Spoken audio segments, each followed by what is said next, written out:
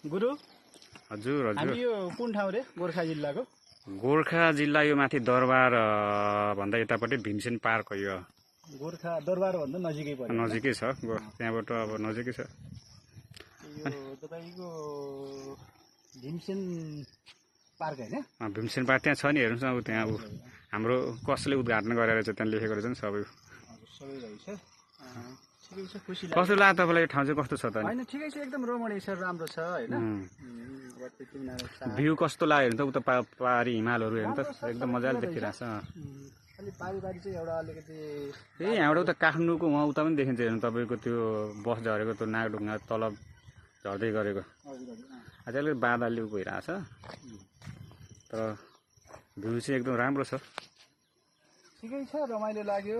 अब तपाईँ हाम्रो आत्मीयता बढ्दो क्रम छ होइन?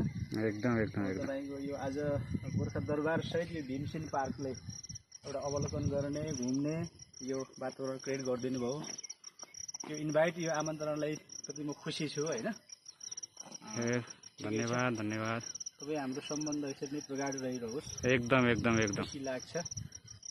गोर्खा मेरो यो तेस्रो अब फेरि अर्कोचोटि चाहिँ अलि लामो बस्ने गरेर मजाले आउनुपर्छ माथि चाहिँ अब अर्कोचोटि हामी बारपकतिर जानुपर्छ क्या। हुन्छ जाउँ ल।